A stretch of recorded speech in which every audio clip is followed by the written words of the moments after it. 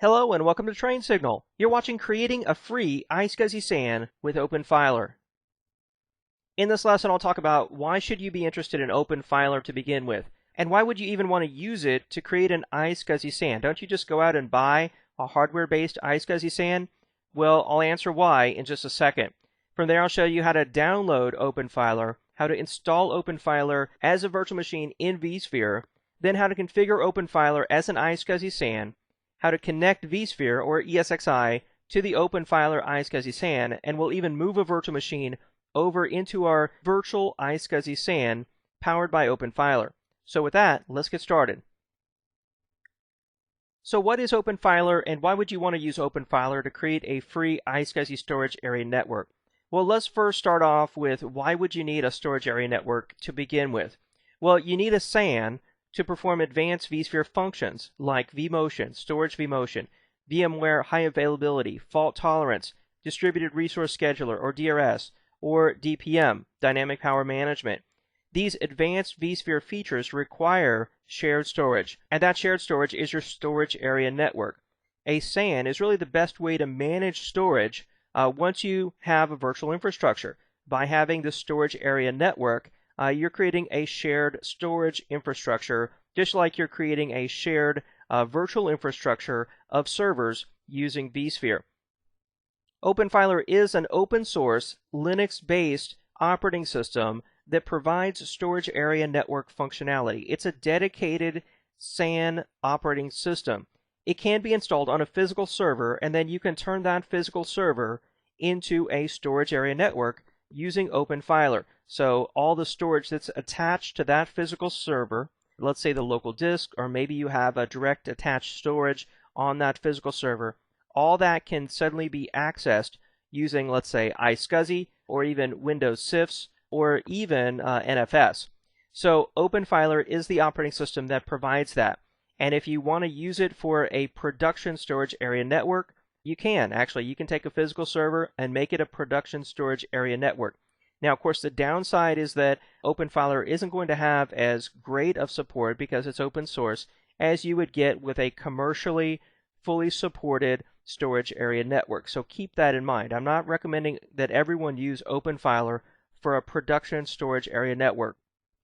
In my experience, we did use OpenFiler for some time for a small production virtual infrastructure, and it acted as our storage area network.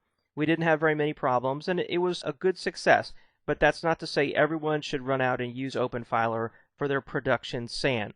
Now, OpenFiler, in my opinion, is a great way or a great option for testing, for development, and for learning about vSphere, because you can use OpenFiler, you can create a virtual machine, put OpenFiler on it, and then with just 2 ESXi servers and this virtual storage area network, you could test features like vMotion, storage vMotion, and all these other features I listed here. It can act as a fully functional iSCSI storage area network that allows you to use these advanced features without any money being spent. So from that aspect, it's very cool. On the other hand, it's not going to scale. You're not going to run, let's say, 10 virtual machines or 20 virtual machines off of a virtual OpenFiler virtual machine. If you start to put very many virtual machines on it and you want some performance, then go put it on a dedicated server. OpenFiler is available for download from openfiler.com. It's available in a 32-bit or a 64-bit ISO installer. It installs very quickly and easily, and you can even download OpenFiler as a pre-built VMware virtual appliance with no installation. I typically download the ISO installer because I like to do the installation myself. I just feel better about that, and it really doesn't take very long. Here I am on the OpenFiler website, again, openfiler.com, and they actually do have some higher level, more commercial versions now with support that do have HA failover and replication. So far, I've never tried any of those personally. I've just always gone to download OpenFiler free edition right here. And that takes us to the download page here, where I typically just click on download for the ISO image that works on x86 64-bit.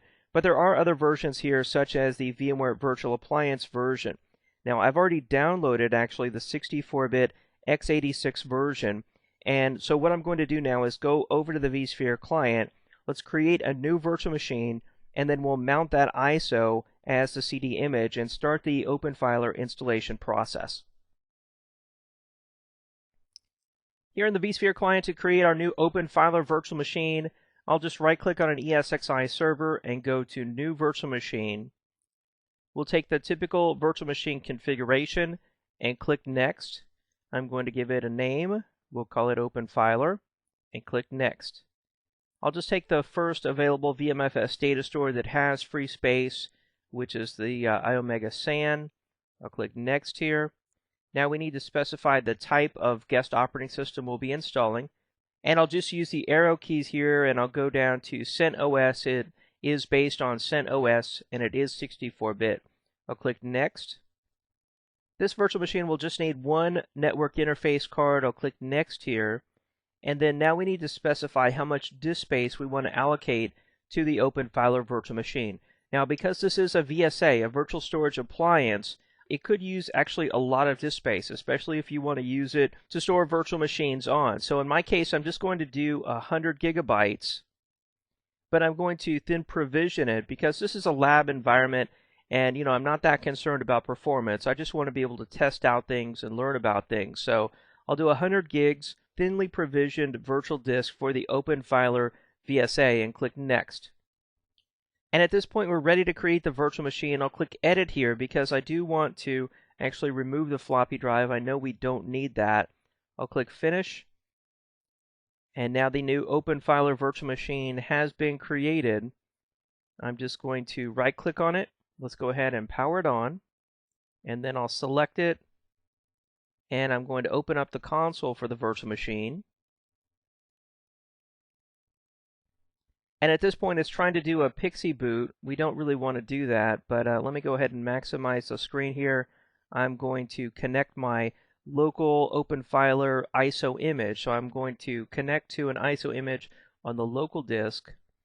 Here's the OpenFiler ISO installation file. I'll click Open, and that'll connect the ISO image we need. And then I'll select the console window here, and I'll hold down Control Alt and I'll press Insert. That'll send a Control Alt Delete, and then it'll actually boot the OpenFiler ISO.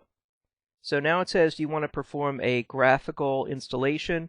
If so, just press the Enter key. I'll press Enter there, and this will boot up OpenFiler so that we can begin the installation process. And then we're brought to the start of the installation process. From here, we could read the release notes, but I'll just click Next here to get the process started. We're asked to select the appropriate keyboard for this system. I'll say US English by taking the default here of Next. Now it asks if we want to erase everything on the hard drive or the disk that this OpenFiler server is connected to. We know that's the brand new virtual disk that we just created, so I'll say yes here.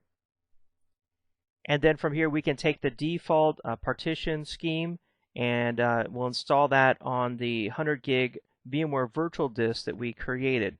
By clicking Next, I'll say yes, I'm sure I want to do this. And now we need to configure networking. Because this is going to be a virtual storage area network appliance, I recommend you put a static IP address on it, even if it is for a small home lab or learning environment. I'll click Edit here, and then let's go ahead and configure a manual IP address. I'll type 10.0.1.249. And my prefix is going to be 255.255.255.0. I'll say OK here.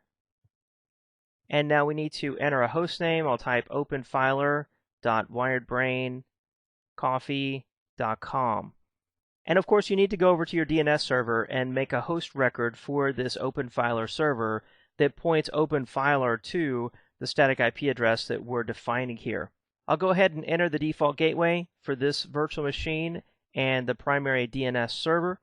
That's where I've made my host alias for the OpenFiler IP address. I'll click Next here. Then we're asked to select the time zone for this virtual machine. I'll just take the default of New York, American, or Eastern Time. Click Next. We need to enter the root password here, which is not for the web interface. It's actually if you log in locally to the console. I'll click Next and Next to start the installation process. So the installation process usually takes just like 5 to 10 minutes. And in that time, I'm going to pause the video recording, and I'll be right back as soon as the install is done. With the installation complete, let's reboot so that we can start our configuration.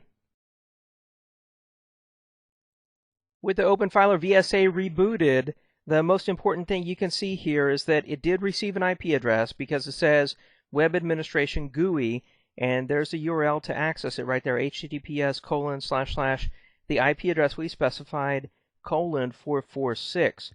So at this point, you could log in as root, but you're just going to get access to the CLI. So I highly recommend you open your web browser, point it to that URL right there, and then we'll log in using the OpenFiler user account. Before we do that, let's go back to our slides and let me talk a little bit more about the initial configuration of OpenFiler. So here's a few final tips about installing OpenFiler before we connect to the web interface. As I said, you should have a static IP address, and you should create a host record over on your DNS server to point to that static IP address. That's because you're going to have iSCSI servers pointing to either the host name or the static IP address so that they can access the files in the OpenFiler VSA. And in the case of vSphere, those files are going to be the virtual machines. So you don't want that IP address to be changing. Of course, as I said, you can connect to the OpenFiler administrative interface through your web browser, and it has to be https, the hostname, :446.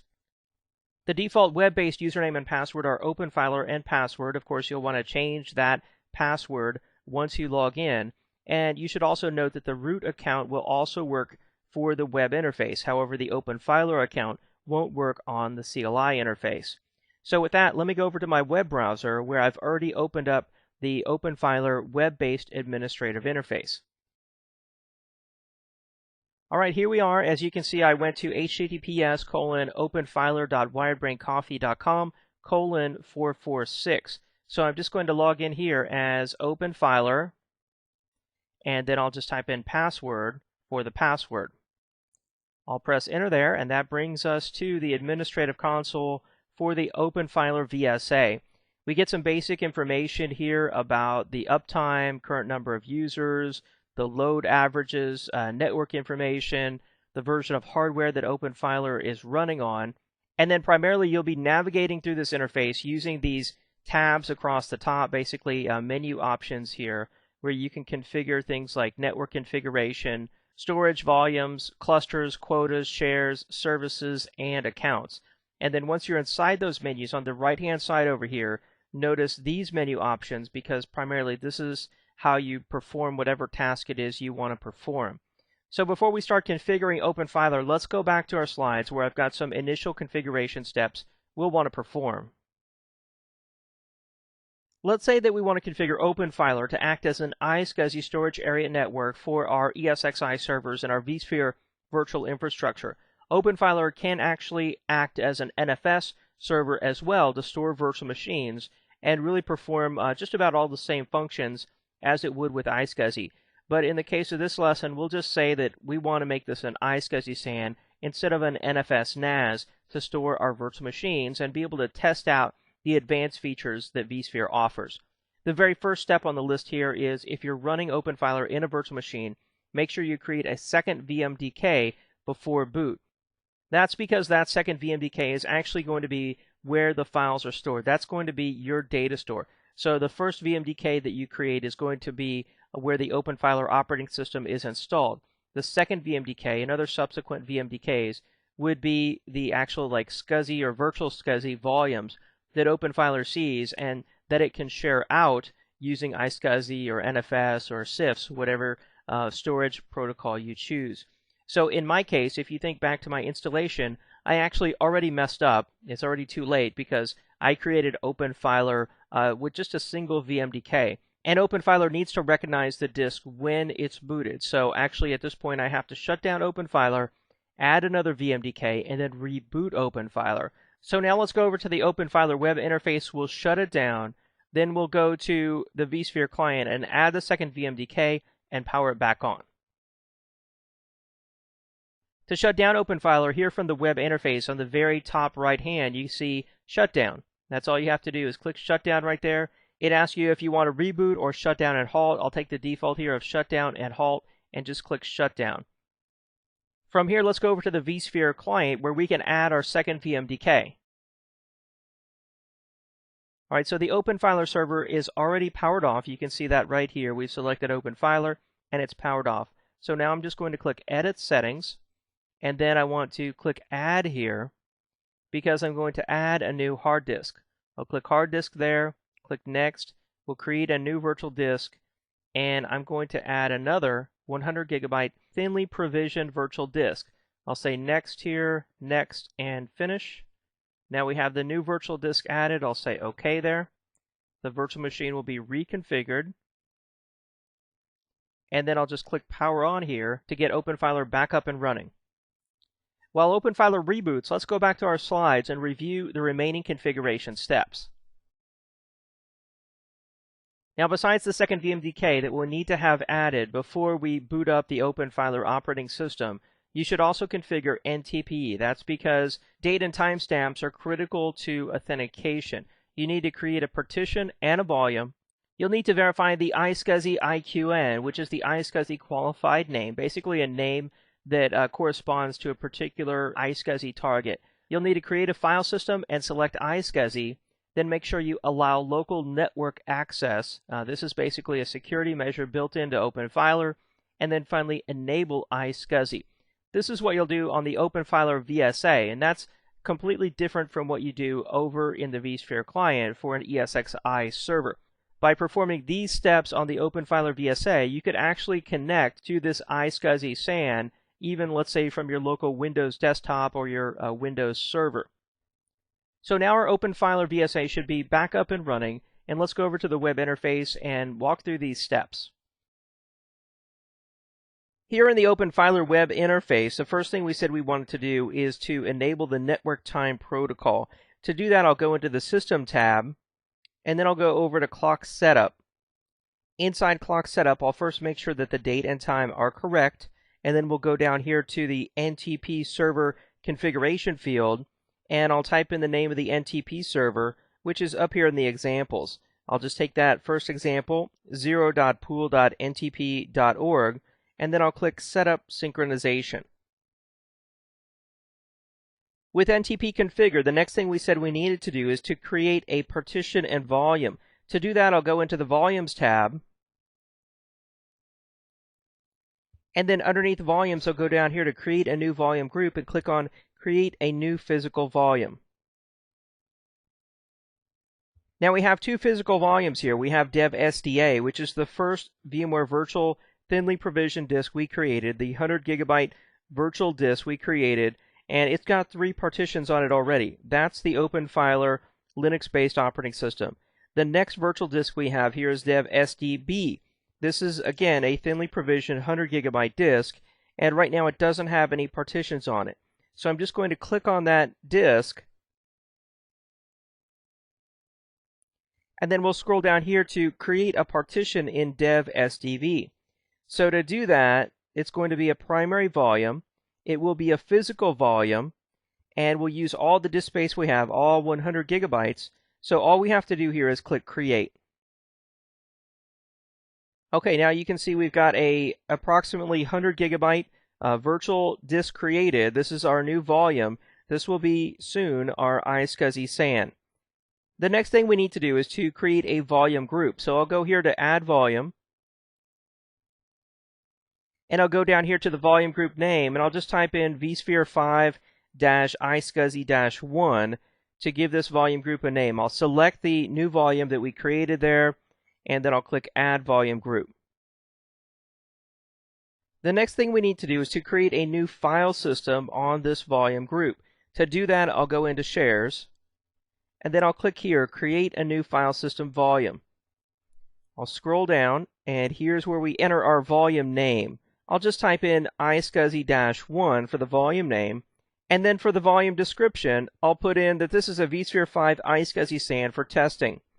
Required space, we can use all the space that's available here, really, all the way up to 97,632 megabytes. I'll just copy that and go down here and paste it in here. We'll use all the space, and then this is going to be a block device, an iSCSI block device. I'll click Create here. And with that, we created our iSCSI block file system. Now, it may not show up until we enable iSCSI. But the next thing we need to do before enabling iSCSI is to allow network access. This is done over under the System tab. And then this is done underneath the Network Access Configuration. So here I'm just going to enter iSCSI as the name. You can give it any name you want. And then I'm going to allow a specific network, in my case, my local LAN.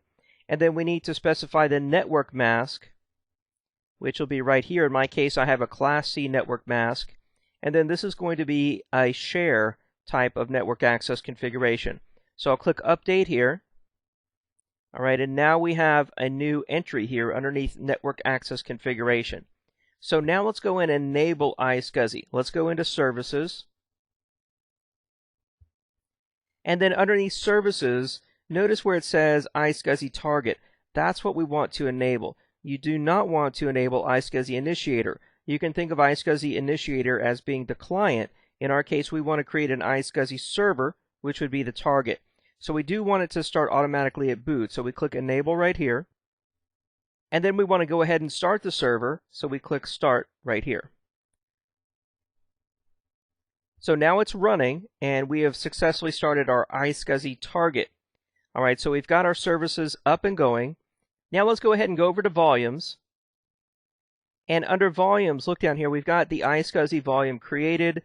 We see that it is an iSCSI file system type, and we should be able to share this out using the iSCSI targets option right here.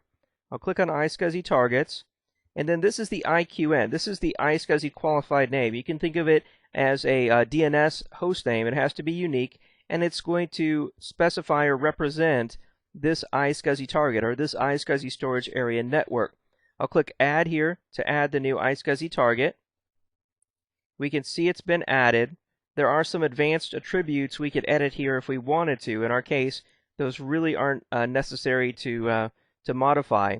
I'll go to LUN mapping. Notice right now there's no LUNs mapped to this target. So what we need to do is to go down here. Here's our volume that we created, and I'll just click Map. All right, now we have a LUN mapped, and let's go to the network ACL.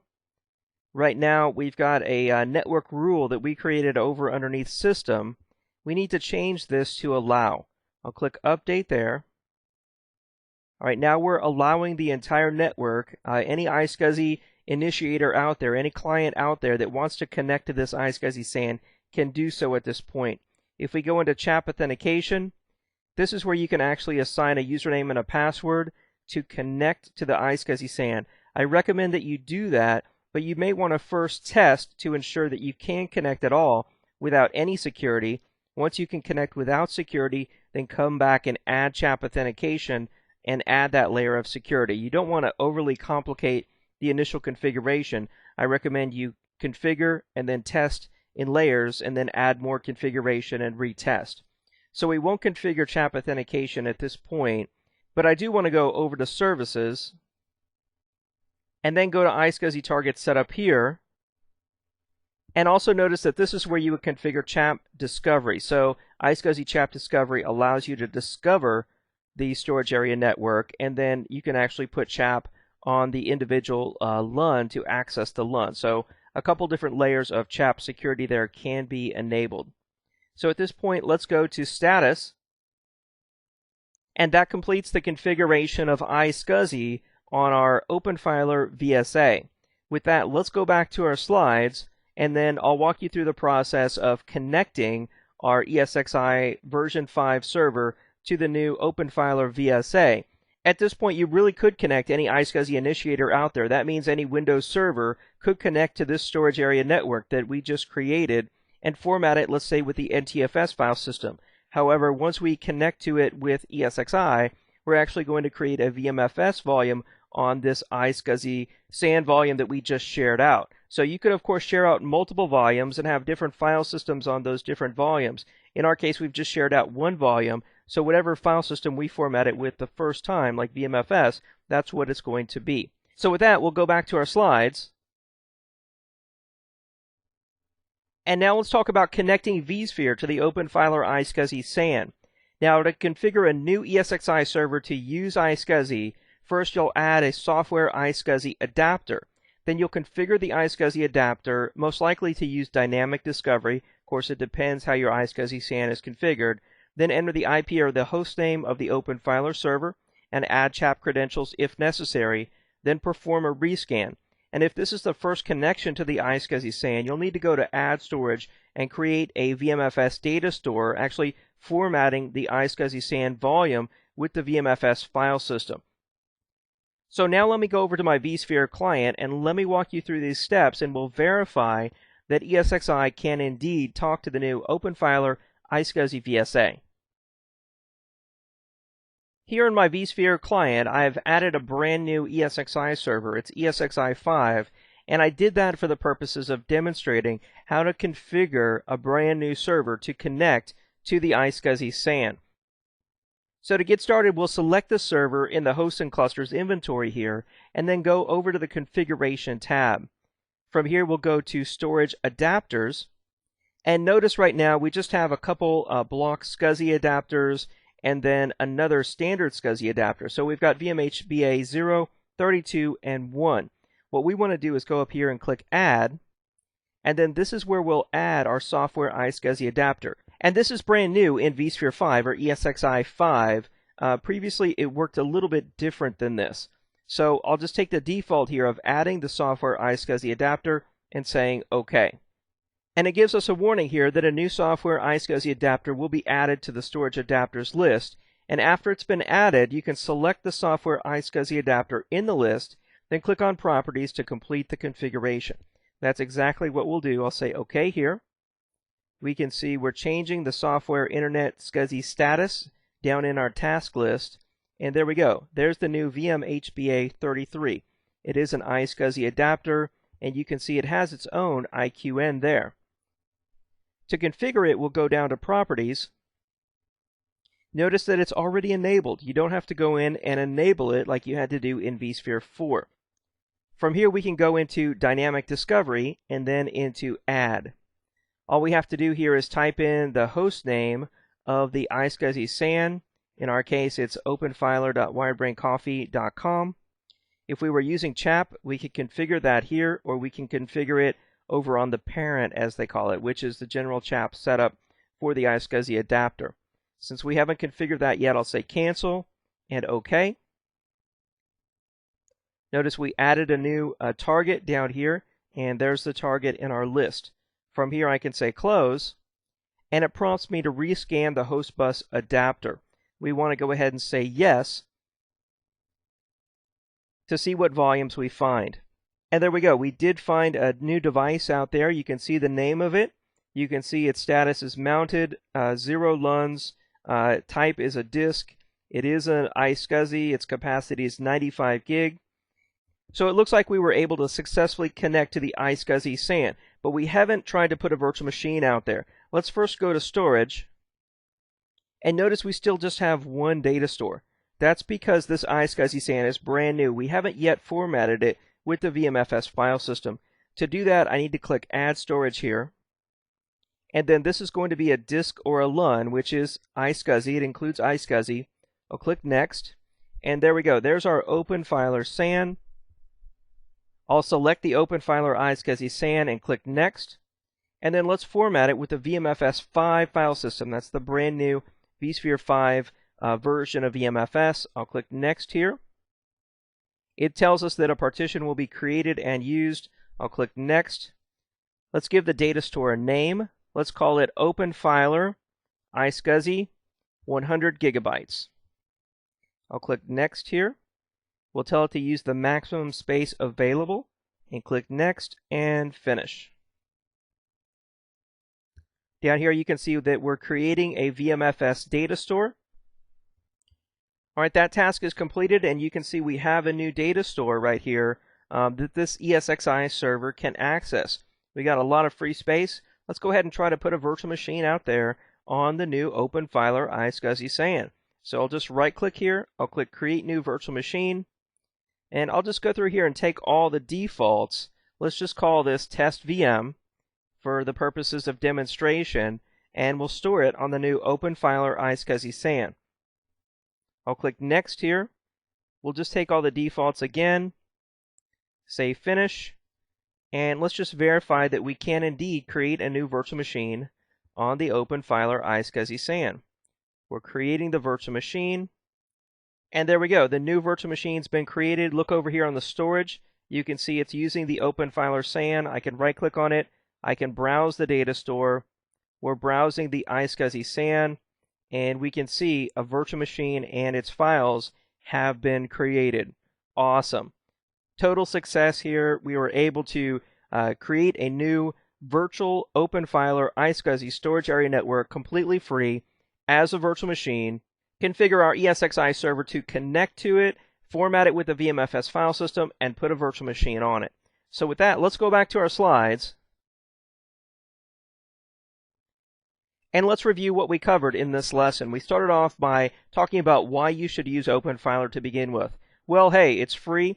It allows you to test advanced features of vSphere like vMotion and storage vMotion, VMHA, DRS, all those things in a lab environment at no cost without having to purchase expensive hardware-based storage area network equipment. It allows you to use NFS as well as iSCSI, and it's relatively easy to use and configure. From there, I showed you how to download OpenFiler, we installed OpenFiler, and then I showed you how to configure OpenFiler as an iSCSI SAN. That's probably the trickiest thing that we did in this entire lesson. However, that configuration is very valuable because not only could you use that OpenFiler SAN to store your vSphere virtual infrastructure virtual machines on, but you could also store even Windows files on that same type of iSCSI SAN.